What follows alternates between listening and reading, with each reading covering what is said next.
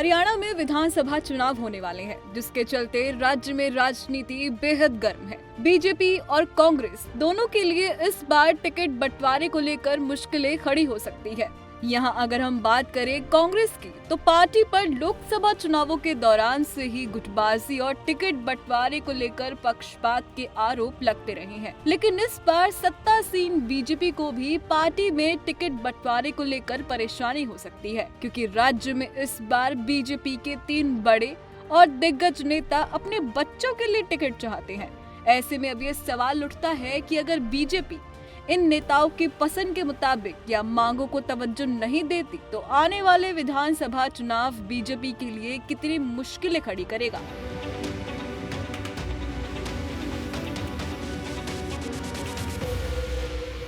दक्षिण हरियाणा पर कब्जा जमाने वाले और 5 बार सांसद रह चुके राव इंद्रजीत इस बार अपनी बेटी आरती राव को अटेली विधानसभा क्षेत्र से चुनाव लड़वाने का ऐलान पहले ही कर चुके हैं, जिसके लिए वो बीजेपी हाईकमान पर लगातार दबाव भी बना रहे हैं।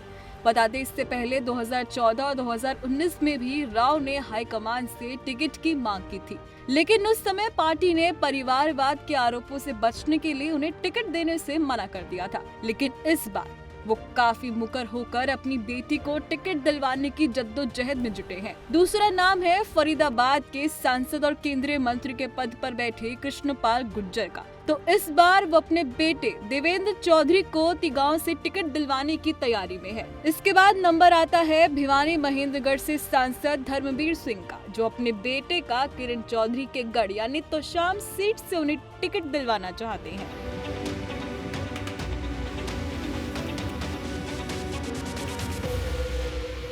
ऐसे में कांग्रेस का दामन छोड़ बीजेपी में शामिल हुई किरण चौधरी पहले से ही हाईकमान से इसी सीट से टिकट की आस लगाए बैठी है। लेकिन बीजेपी हाईकमान पहले ही ये साफ कर चुकी है कि पार्टी उम्मीदवारों का चयन सर्वे के आधार पर करेगी और उन्हीं नामों को आगे अहमियत दी जाएगी।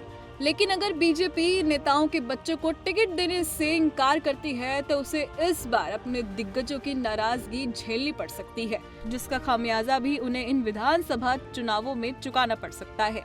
वहीं अगर वह इन्हें टिकट दे देते हैं, तो उस पर परिवारवादी राजनीति करने का आरोप लगेगा और पार्टी को इसे लेकर उठने वाले सवालों का जवाब देना होगा। यानी अब बीजेपी दोनों तरफ से घिर चुकी है। राजनीतिक पंडितों का मानना है कि केंद्र की मोदी सरकार कांग्रेस, सपा, राजद, डीएमके जैसे बड़े विपक्षी दलों को पिछले 10 साल से लगातार परिवारवाद के नाम पर घेरती आई है। लेकिन ये बात किसी से छिपी नहीं है कि बीजेपी भी अपने चहीते और पार्टी के बड़े नेताओं के बेटा बेटी और बच्चों को टिकट देकर लोकसभा और विधानसभा चुनावों में उतार चुकी है। ऐसे में ये देखना होगा कि इस बार बीजेपी अपनी ही पार्टी में चल रही अंतर्कलह से कैसे बचेगी और इन नेताओं की नाराजगी को दूर करते हुए वो इन विधानसभा चुनावों में जातीय वोट बैंक में कैसे सेंध मारेगी।